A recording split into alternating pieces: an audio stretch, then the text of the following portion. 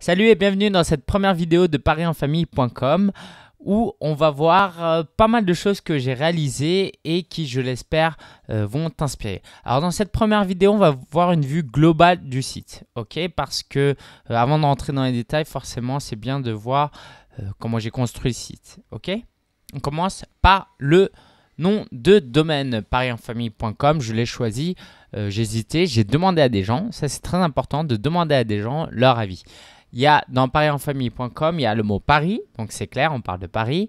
Il y a le mot famille, ok, donc c'est plus clair. Alors, j'avais hésité à mettre le mot enfant dedans, forcément. Paris enfant, c'est vraiment les mots que je vise. Mais j'ai quand même préféré opter pour famille parce que les autres alternatives, c'était Paris des enfants, des trucs comme ça. C'était pas forcément très joli. Et puis aujourd'hui, dans le SEO moderne, il n'y a pas seulement les mots-clés dans le nom de domaine sont moins importants qu'avant. Le branding est important, surtout que moi, j'essaie vraiment de faire de ce site un site d'autorité. Okay, ce n'est pas simplement pour créer 5-6 pages et monétiser, c'est pour... Voilà, j'espère qu'il vaudra 100 000 € dans 2 ans. Okay, donc, c'est important d'avoir un bon nom. Donc, j'ai demandé à des gens ce qu'il en était, leur avis, ils m'ont dit que parienfamille.com c'était très bien. Alors, pour l'outil que j'ai utilisé pour réaliser mon logo, ça s'appelle Pixelmator, d'accord, c'est sous Mac, désolé pour ceux qui sont sous PC. Et donc, je l'ai fait en quelques minutes, c'est quelque chose de très simple. J'ai utilisé comme thème un thème Elegant Themes que tu peux accéder gratuitement, il suffit de me le demander. Alors, comment s'est construit ce site? Tout d'abord, le site était en anglais. Par exemple, pour ces mots-là, suite ici, c'était en anglais. Ici aussi, j'ai dû le traduire. Il y a un outil qui s'appelle Poedit.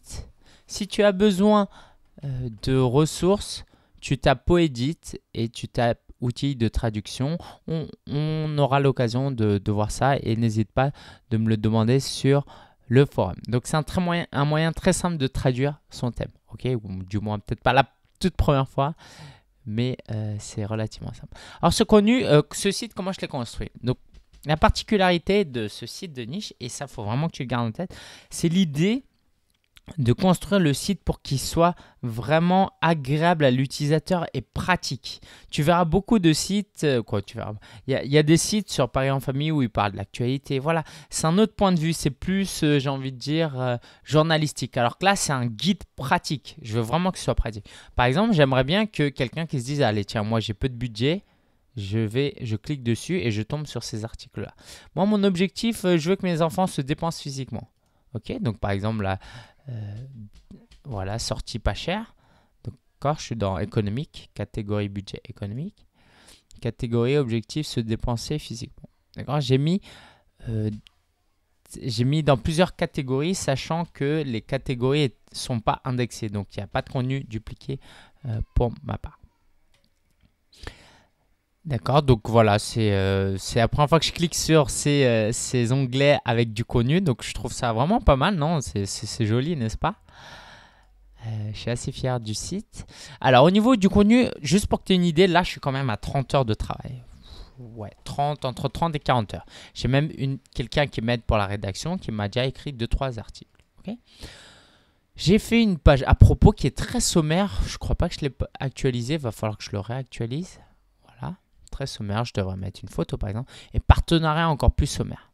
Quand tu viens de commencer, ne te prends pas la tête. Commence simple. Ok. Alors, tu vois quelques publicités. Commençons par la page d'accueil. Tu vois quelques publicités. J'ai souscrit au programme d'affiliation TradeDoubler. Attends d'avoir 2-3 bons articles. Allez, non, 5-6 articles et tu pourras y souscrire.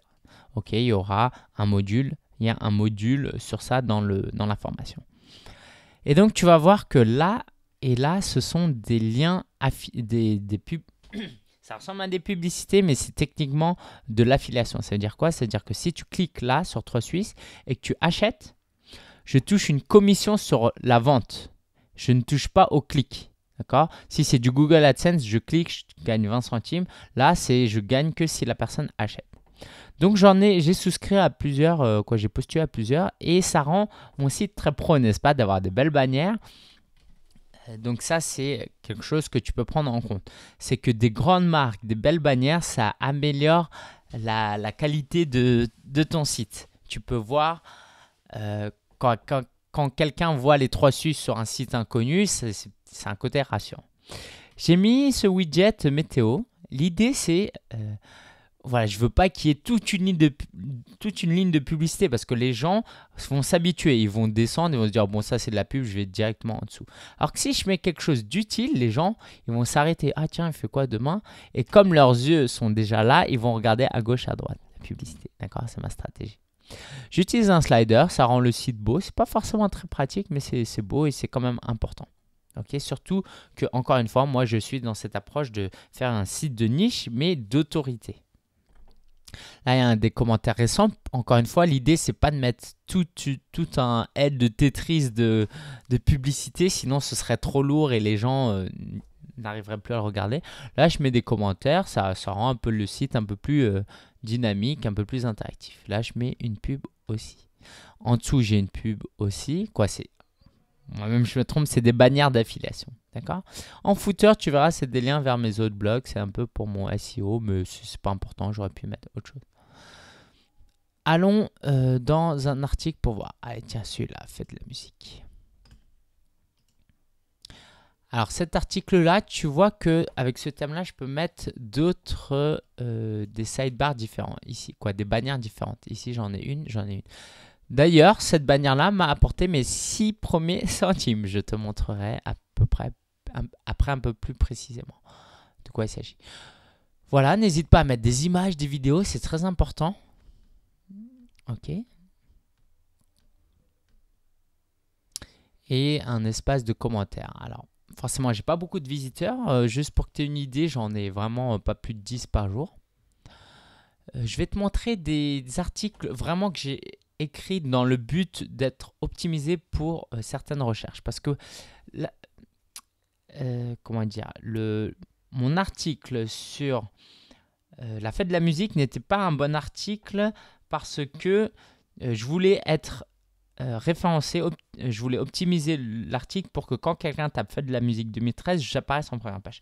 Comme mon site il est nouveau, et c'est le cas du tien peut-être, Google ne me connaît pas encore. D'accord? Donc ça marche pas. Ça marche si tu as déjà un site établi. Tu tentes fête de la musique 2013 et la veille ou le jour même, les gens vont trouver ton site, tu as des chances d'être bien classé. Moi, ça n'a pas marché. J'ai essayé de le vendre, de le promouvoir en payant sur Facebook.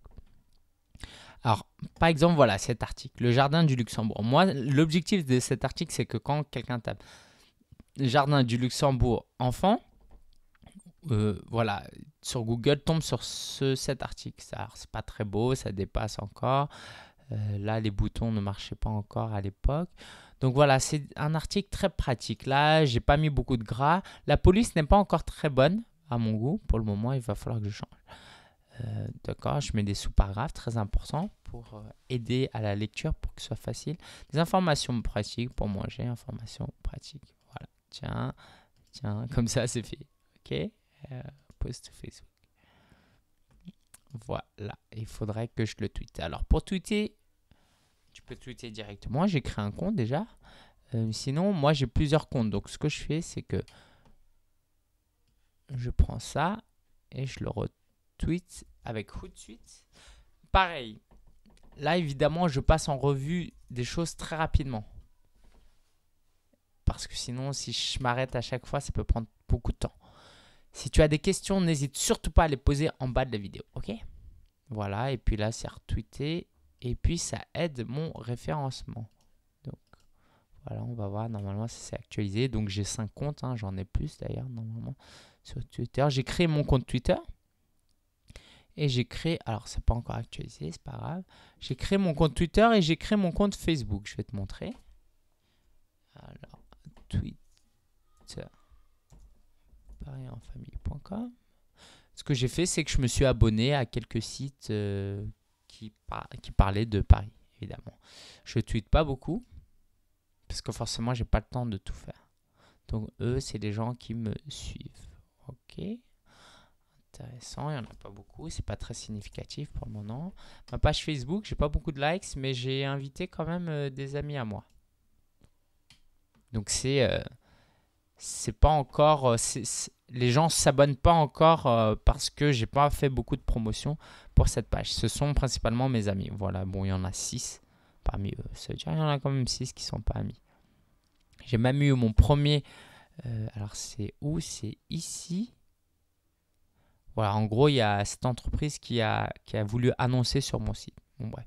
Voilà, tu vois qu'elle est assez animée. J'essaie d'utiliser de belles photos. J'ai ma première chaîne aussi. Alors là, j'ai fait une petite boulette. Quand j'ai choisi mon titre, j'ai choisi Paris en famille, puis je l'ai supprimé. Et quand tu supprimes ton compte YouTube, tu ne peux plus le récupérer. Donc après, j'ai changé l'URL d'identifiant. J'ai fait Paris famille comme. Bon, bref, et puis tu peux le changer après ici. Voilà, j'ai publié qu'une vidéo, sa vidéo de bienvenue, qui a été vue 33 fois quand même. Et je compte publier d'autres vidéos. Voilà. Alors, j'aimerais te montrer comment j'ai gagné mes premiers cents. Donc, je me suis inscrit à TradeDoubler. Voici mes stats pour le moment. Donc, le nombre d'impressions uniques et le nombre de visiteurs, de gens qui ont cliqué sur le lien. D'accord? Sur 14 clics, j'ai touché 6 centimes. Et donc, je vais te montrer mes programmes. Je sais que je vais vite, mais encore une fois, je ne peux pas m'arrêter à tout. Voilà tous les programmes qui m'ont accepté. 3 Suisses, ça en attend, accepté, Center Park, tout ça. J'ai été refusé pour ces sites-là. Voilà. Alors ça, c'est important. Peut-être qu'il ne faut pas que tu postules trop tôt parce que ton site n'est pas prêt. Ok? Voilà, ça me fait pas mal de choses à promouvoir. Je vais contacter les gens. J'ai beaucoup de personnes à contacter.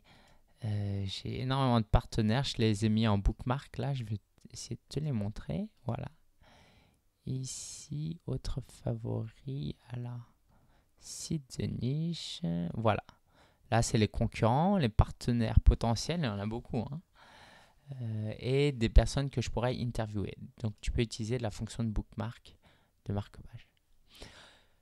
Voilà. N'hésite surtout pas à me poser des questions. C'est vraiment l'idée. Le but, c'est pas de juste te montrer. Voilà, c'est que tu t'en inspires et que tu puisses agir en fonction de ce que tu viens de voir. Je te souhaite bon courage dans ton parcours. C'est pas facile de créer un site de niche, mais c'est pour ça que je suis là aussi. Donc, pose tes questions et à très bientôt. Ciao, ciao!